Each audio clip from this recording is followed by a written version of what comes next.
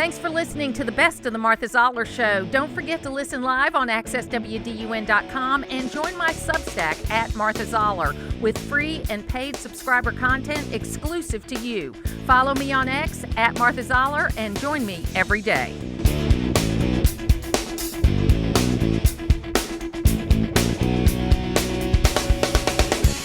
There's a new book out called Failure of Leadership that was written by Jack Melton. And I heard Jack and Russ Walker on the Ruthless podcast a few weeks ago, and I knew I had to have them on to talk about this. And I look forward to do that. And right now, Russ, I appreciate you being with us today. How are you? Good. Thank you. Thank you for having me on, Martha. I really appreciate it. So tell us about Failure of Leadership. How did it come about? Yeah, well, it came about by accident. I mean, the book itself, you know, we had decided, Jack and I and the others involved had decided to take this to the grave with ourselves, and then just as we watched the story being told by the administration, we realized that we had to come out and talk about what really happened, because most of what is being told by the administration is a lie. It's not the truth. It's a sanitized version of the withdrawal from Afghanistan, and then that it's not sanitized is just an outright lie. And so that's why the book was written. That's why Jack wrote the book to begin with, and now we're out trying to tell people about it and get the book in people's hands. And you and Jack, we're talking to Russ Walker. You were involved in helping to get people out of Afghanistan. And this kind of started happening organically. This is not what you thought you would be doing, right? Yeah, no, I got a text from John. You know, Jack and I have worked together for years. And I got a text from Jack, and he said, Russ, we had been talking and texting about the kind of what was, you know, I think we all were surprised by the speed and how fast Afghanistan fell. And the night that Kabul fell, I got a text from Jack saying, hey, Russ, the general's wife, we've got a couple friends that are generals, and one of their wives contacted Jack in the middle of the night, my time. I live on the West Coast. Jack lives in Italy. Contacted Jack and said, hey, Jack, I've got 4 West Point Afghanistan graduates we can't get a hold of the State Department. They're trapped, and they'll be killed if they're captured, and their families will be killed. Can you do anything to help them? And so Jack reached out to me. He was reaching out to everyone he knows, and of course I said, yeah, let me see what I can do. I called my former boss, Senator Mike Lee from Utah, who I'd worked for as a senior advisor. I called him and asked if they could be helpful. They helped us get the paperwork put together for these 4 and their families. And then, of course, we spent the next 24 hours getting them from their hiding places inside the airport where they could get on a plane and get out. And so within about 36 hours, we had them in Doha on the ground, safe and sound. But what we had no idea of at that moment was that this was going to turn into just I can get some paperwork processed in D.C. through some friends, to, you know, for a handful of people, to what amounted to almost a 2.5-year journey to help people escape from Afghanistan, where we ended up getting about 3,700 people out of the country. The book is called Failure of Leadership, and Jack Melton is the author, and we couldn't have Jack on today, but we're so happy to have Russ, who worked with them on this project. And is it me, Russ, or it feels to me like this administration, there used to be the feeling that if you're an American and you get stuck somewhere, that the American government's going to help you. But it just feels to me, by reading the stories that have happened not only in Afghanistan, but in a number of other places around the world, that the State Department is more likely to say you're on your own than to actually help you get out. Yeah, 100%. I mean, right now we have Americans trapped in Haiti, Haiti's dropped off the news, if you've noticed. You know? Yeah. We have American soldiers trapped in Nigeria. They were ordered out of Nigeria about a month and a half ago by the Nigeria government, and they're on a base, on a drone base in Nigeria, and they're trapped there. And now the Russians have occupied a portion of that base. So, I mean, and that's not hardly in the news. You hardly see anything about that. And the Russians just occupied it last week. So, yeah, this is a pattern. It's a pattern of causing a mess, and then when the mess gets bad, you count on your friends and the media to just either go quiet or spin it so that it doesn't make you look bad. Meanwhile, Americans and our friends around the world are trapped in these horrible situations. So a friend of mine who's been in the Marine Corps for more than 20 years I'd sent him. I happened to be at the Iwo Jima, the Marine Corps Memorial 2 weeks ago with a group of listeners. And so I sent him a picture of it just saying, hey, thinking of you, not knowing he had been deployed again. Okay. And I just got this message yesterday from him that said, I have been forward in the Eastern Mediterranean since early February. Pray for peace. Hope to get home for a brief visit this summer. Hope all is well in Gainesville. Happy that our chaos in our nation seems far away from North Georgia. I guess you have to have an Ivy League education to side with Hamas in this fight. So this is a guy that's been serving for more than 20 years. He is, he's a tough guy. He's a guy I would want to have in my corner if I was in trouble. Okay. It's that kind of person. But that is a sentiment that I think a lot of people who love this country have right now. Yeah. Yeah. It's, I live in a blue state. I live in the state of Oregon. And I can tell you the stuff I see in Portland, it's just not reflective of the world I live in and the country I grew up in. And unfortunately, I think there are two different Americas today. One, for whatever reason, is siding with, people that are not good people, and we're our enemies, and I believe we're still our enemies. And we have an administration that's asleep at the wheel. I mean, I don't know how to say it. This administration is just an absolute, complete disaster when it comes to foreign policy. I mean, this administration's economics is one thing, but the foreign policy is horrible. During the evacuation of Afghanistan, during this 2-week period, it was about 14 days. One of the things we talk about in the book is when Jack got this phone call from the FBI asking if we could help get their people, their assets out of Afghanistan.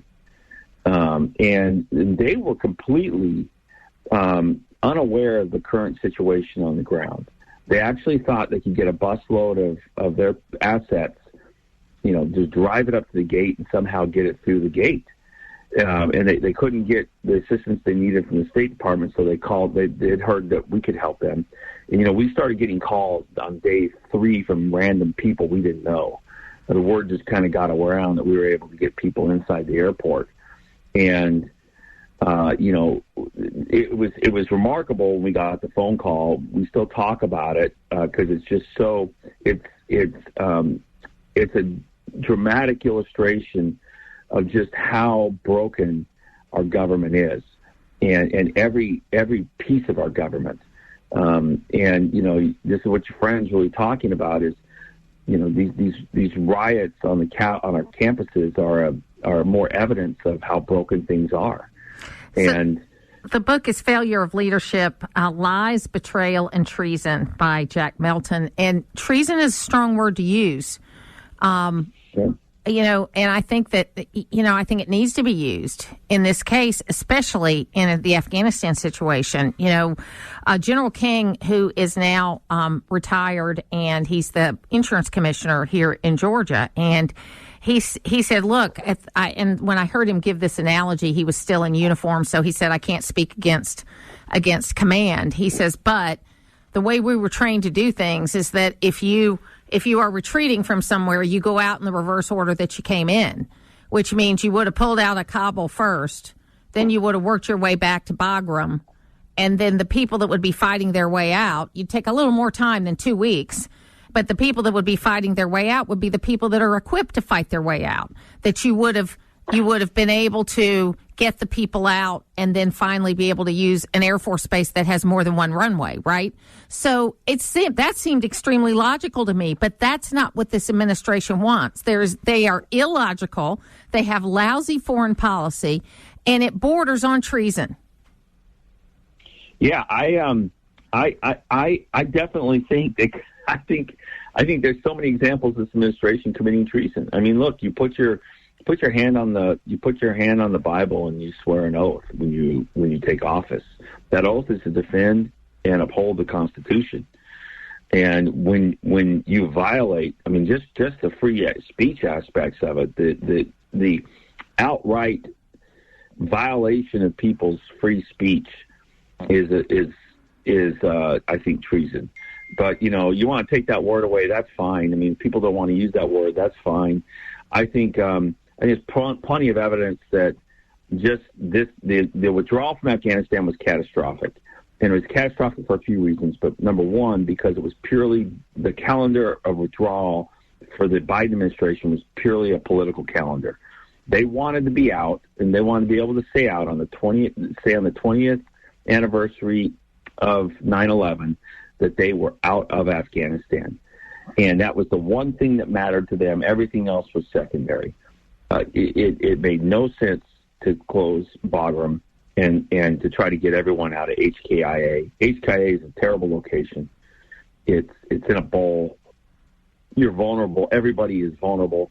I often refer to what happened in Afghanistan as the unconditional surrender of our forces in Afghanistan. And I think that's correct. We had to do what the Taliban said to get our own forces out, and we had no ability to help get any of our friends out. And that's what created the chaos. We gave up all the progress, even though nation building is not our strong suit. We had 2,500 soldiers there. But speaking as a woman, women were going to school. Women had a modicum of involvement in the community. Maybe it wasn't what we have here in the United States, but it was moving towards a more open society, and we gave all that up. And this is supposed to be the party that women are supposed to lean on, and at every turn where women's lives are in jeopardy, they have made the wrong decisions. Yeah. What's interesting to me is what gets lost in this is what you're talking about, which is the human cost, right? And so we tell some of these stories in the book, and we talk about the families, the children, some of the people we left behind. There are some people we weren't able to help get out, and there's one family in particular, and their photos in my phone with photos of a lot of people we helped, and we tried 4 times to get them through the wall and weren't able to get them through the wall. They have 3 small kids, and the husband and wife, both young. Their home was burned the day after the city fell. The local religious leader turned them in to the Taliban, and they had to flee their home. Their car was stolen. The kids lost their shoes trying to get in the gate because there was a big stampede. There were constant stampedes. Taliban would come in around one of these gates, and they would, shoot a bunch of rounds, and everyone would start running and stampeding. And this is one of the things we talk a little bit about in the book. But there are bodies of people laying everywhere, like children and people who were trampled and dead. I mean, it was an absolute, it was a hellscape. And those stories just aren't told. And this administration wants to pretend that, we got everybody out. There's still Americans there. That they want to pretend that it didn't happen, and that if it did happen, it was a success. Failure of Leadership by Jack Melton. Russ Walker joining me right now. Thank you so much for being with me today. We're going to keep talking about this story. Thank you. Great. Thanks, Martha. It's where North Georgia comes to talk. It's the Martha Zoller Show on AM 550 and FM 102.9 WDUN. It is the Martha Zoller Show, and we are so happy to have back with us the Consul General for the Southeast for Israel, Anat Sultan Dadon. Welcome back to the program. How are you? Good morning. Thank you for having me again. Yes. So, first of all, let's talk a little bit about this so-called ceasefire deal where, if I'm reading reports right, several days ago, there were some avenues, some lanes of help opened up, and Hamas fired on those lanes. 3 IDF soldiers were killed, so that we still have this situation where Hamas is keeping people from getting help, not just, not helping, but keeping people from getting help. And then we continue to have this situation where they move the goalpost as far as hostages are concerned. They keep saying they want a ceasefire, but they can't guarantee that they even have any hostages left. Right. Unfortunately, what we are seeing is a continuation of what we have been seeing for the past 7 months since October 7th. We are seeing Hamas still dedicated to the destruction of Israel and still having no regard for their own civilians. They have fired at the Kerem Shalom crossing, as you mentioned, a crossing which has been used now for the facilitation of having humanitarian aid enter into Gaza, because while Israel is doing its utmost in order to see as much humanitarian aid enter Gaza as possible, Hamas is doing everything that it can in order to prevent its own people from access to this aid. And we are seeing that they are cynically now agreeing to a ceasefire deal that they agree to, but is very, very far from Israel's core demands, which is why we now have a delegation in Cairo in order to negotiate, because we are willing to do everything that we can in order to see our hostages return. But we cannot allow for Hamas to restore its regime of evil in the Gaza Strip. We cannot allow for Hamas to rebuild its military capabilities in order to continue to strive for our destruction. We cannot accept a deal that will endanger the security of our citizens and the future of the state of Israel. No country could agree to such a deal. So it also concerns me greatly that the language has changed, that is being used about how they will trade hostages, alive or dead, for prisoners in Israel. And it terrifies me that every day that goes by, it is less and less likely that we are going to see hostages alive being returned to Israel. Indeed. And I think that this should be terrifying and concerning for the entire world. We know that they are still holding 132 hostages, men, women, children, a 1-year-old baby. Of the 132, 38 are bodies that they are holding on to. We need to see all of the hostages be released immediately and unconditionally. And this should be a demand coming not only from Israel. This should be a demand coming from anyone and everyone who value humanity, because this is the most basic human call to release these innocent hostages. So, I also have a great concern that in the diplomatic community, whether it's how the United States of America is talking about Hamas or how any of the negotiators are talking about Hamas, is that they are almost putting at an equal level Hamas, a terrorist group, with Israel, a country with democratic elections. And it worries me in an ongoing basis that there seems to be this equality that the diplomatic community is trying to give between Hamas and Israel. Does that concern you? We are incredibly concerned to see so much confusion where there shouldn't be. There should be no confusion. Hamas is a terror organization, a designated, recognized terror organization that is funded, guided, trained, and equipped by the Iranian Ayatollah's regime. It is a terror state that is standing behind Hamas and other terror proxies in the region. They pose a threat to Israel. They pose a threat to the region, and they pose a threat to the world because they stand against every value that we hold dear. And for there to be confusion and support for a terror organization, for a terror state, I think that should be concerning all of us. You know, a couple of weeks ago, I was thinking about what was a way that I could continue to show my support for Israel, and I purchased a Star of David with a cross in it because I am a Christian, but I support Israel, so I'm wearing that now every day. And I wanted to be able to show to people that this is the easiest position I've ever taken in my life because it is so clearly right and wrong, good and evil. But there is some forward looking in that we're coming up on the anniversary of the creation of the State of Israel. Israel is not going anywhere. Israel is going to stand strong.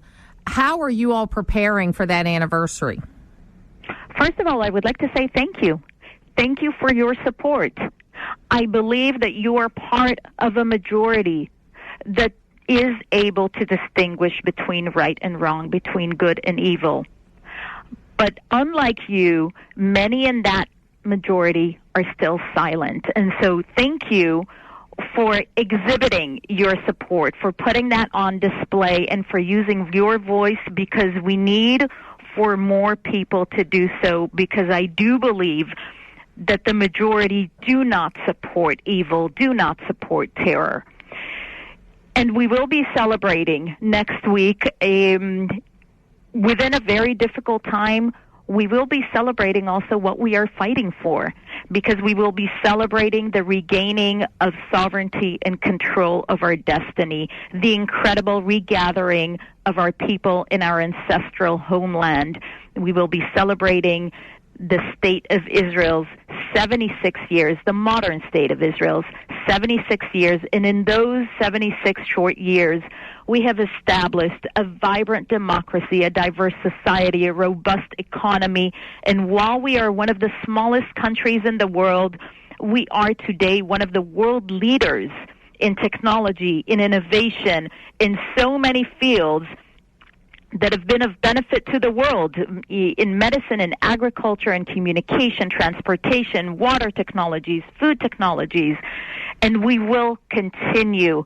Despite all of the threats that we face around us, we will continue to thrive, we will continue to develop, and we will continue to be a shining light in the Middle East and in the world. So just a final question, what do you see as what the message should be to college campuses around this country? I mean, clearly you have seen some college campuses like the University of Florida, the University of Georgia, others that immediately responded to anti-Semitic behavior and made it very clear what they would accept and what they would not accept related to behavior and speech. And it not with, allowing people to protest if that's what they want, but not allowing them to take over buildings or disrupt the path of Jewish students or any other students for that matter. Then you have things like NYU and Columbia and other places where it took a little longer for them to get to that point. Do you have a message for these college campuses and what they need to be doing related to learning about the state of Israel? I think that not taking a very clear stand is incredibly dangerous. Not taking a clear stand in the face of those who are not only supporting terror, but they are violent and they are harming not only academic freedom and the freedom of speech and expression of others, but they are physically harming Jewish students, Jewish faculty. They are intimidating. They are discriminating against them. They are bullying them. It is a very, very dangerous climate. And it is becoming more dangerous because of the lack of moral clarity. on the side of some of these university administrations who should be doing better. They should be taking a very, very clear stand that anti-Semitism will be tolerated, that certainly violence will not be tolerated. We are seeing some universities who are canceling their graduation ceremonies. It cannot be that terrorist supporters are now dictating terms to academic institutions here in the United States. And I think that we need to see better, not just for the sake of the Jewish students, for the sake of society as a whole, because it cannot be that terrorist supporters receive a stage and are able to dictate terms for the entire student body for these universities. So I went to the inaugural in 2004, which was the first one after 9/11. And, of course, it was awkward because of all the extra security that was in place, and they didn't have enough people to pat down women going through the things. And if you've ever been to an American inaugural, it's a fairly short ceremony except for the speech. And so the music was starting to play, and people were crowding the gates because they heard the music play and they couldn't get in. And I remember hearing this woman who was standing next to me who had a European accent. I don't know exactly what country she came from, but she said, "Look at this, they've won. The terrorists have won because look at us acting like, changing the way we act because of the terrorists." And, I understand why they did what they did at that particular event, but I think it's very important that we not change our way of life because of terrorists, because if we do, they win. They're never going to win as far as taking us over, but they can win by making us afraid. I think that unfortunately, as they spread their anti-Semitism and their messages for the elimination of the state of Israel, their genocidal messaging against the Jewish people, they are also undermining what America is about, American values. We see them desecrating the American flag. I think that this is a very, very dangerous path, and it must be stopped because it is becoming more dangerous when it is not very, very clearly confronted, when there is not a very clear line that is drawn in order to say, this is not what we stand for, this is not what America stands for, this is not what academic institutions in America stand for. Anat Sultan Dadon, thank you so much for being with us today. We look forward to talking to you again soon. Thank you so much. Putting the talk in news talk. It's the Martha Zoller Show on AM 550 and FM 102.9 WDUN. We're going to shift gears just a little bit and talk to Randy Davidson from Georgia Entertainment, and we love to check in with him from time to time to talk about the entertainment business. And Randy, we have seen it on display here in Gainesville over the last few weeks because there's been a taping of a Netflix series that's got Sly Stallone in it. So we've had our courtrooms at use, we've had catering trucks, we've had parking lots being used, and it's been very, very busy. Welcome. Good morning. How are you doing, Martha? I'm doing great, thank you. Well, good. I've missed talking to you, and yes, activity is really booming right now in Georgia. It's really pent-up demand because, the strike sort of slowed things down last year, and there has been, some restructuring of just general production companies and trends and things like that, which we can talk about in a moment. But we were in Covington earlier this week and saw them out and about there. We know they're shooting, actively in Savannah and Augusta and other areas. So it's been a real surge to the morale of all those folks that were impacted, back during the strike, to see all this activity taking place. So how did the legislative session impact you, if at all? Well, so the legislative session every year in Georgia, since I've been involved in the industry in 2016, it's been like a mini heart attack, that takes place between January and March every year. not knowing what's going to happen, what could come up, and so forth. For this session, though, Martha, it was a tough session because the industry was going back and forth trying to appease some of the folks that were wanting, an official cap or some way to guardrail the incentive that the state gives, versus those that did not want us to to bridle that at this time, as we had just come out of the strike, which is clearly probably going to impact the direct spending numbers that the state reports. So, but the good news about this last session is that the incentive was never in question. There was never a doubt that there would be any threat to the overall incentive. It was a matter of like, how do we either attach some guardrails to it, or how do we add some additional ways that it can benefit, some additional checkpoints that productions can make to reach the full 30% credit that the state gives. That was exciting to us. We were very happy to sort of see that silver lining that legislators seem to be as educated as they've ever been, that this is driving Georgia's creative industries, not just the film industry. And as you and I have talked about, it's not about the film industry. It's about the unsuppressing of creative minds today. The jobs that our children want, the gaming, the music, the fashion.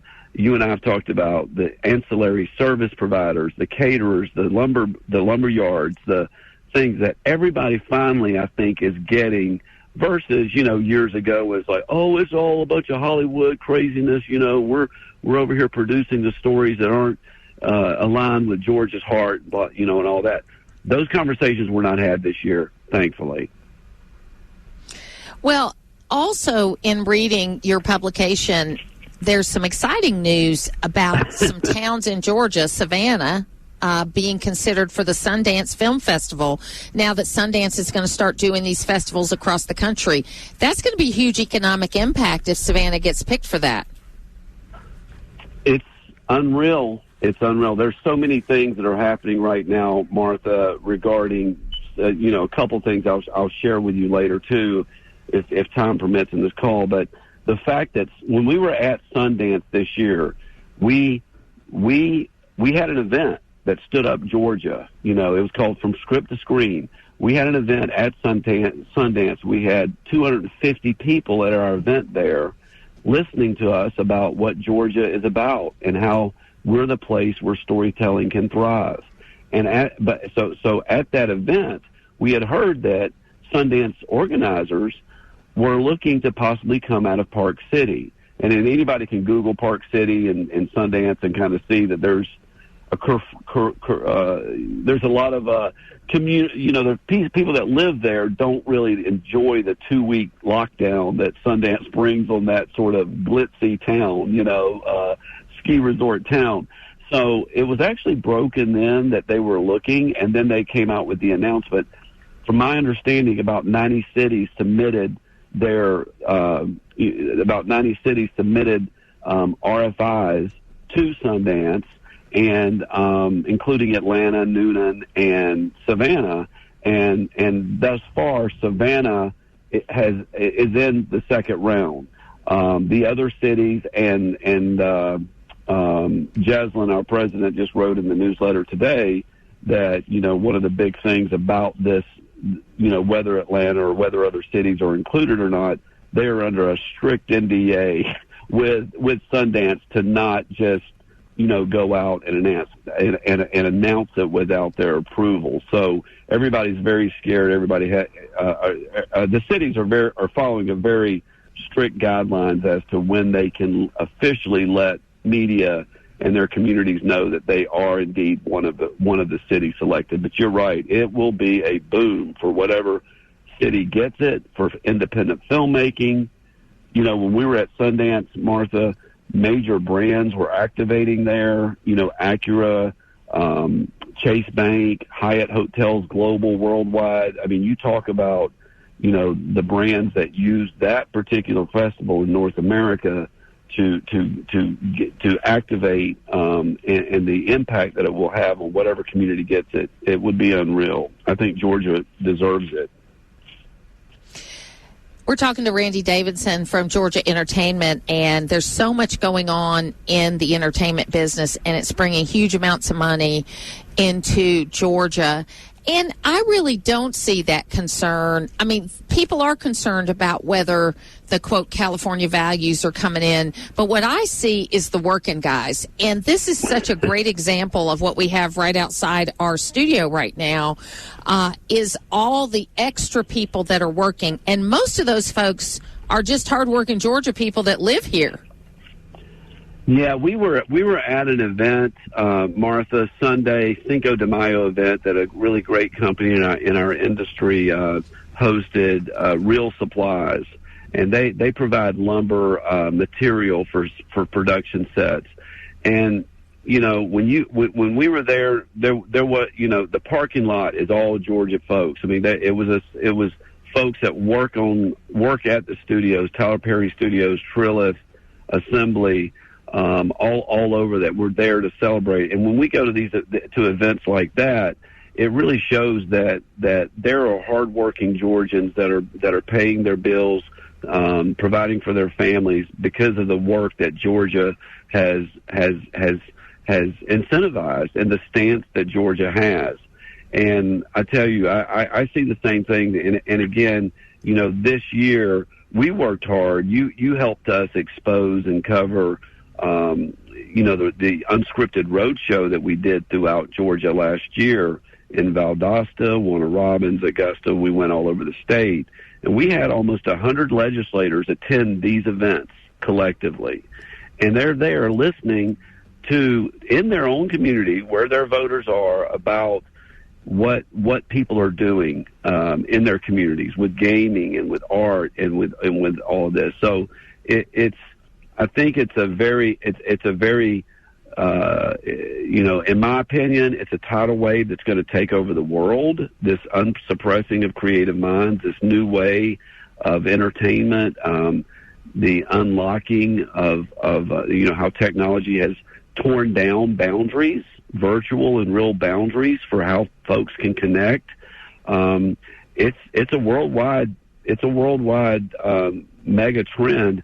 But I want Georgia to participate in it, and that's our passion, is that we be the receptor and the beneficiary of the new creative economy.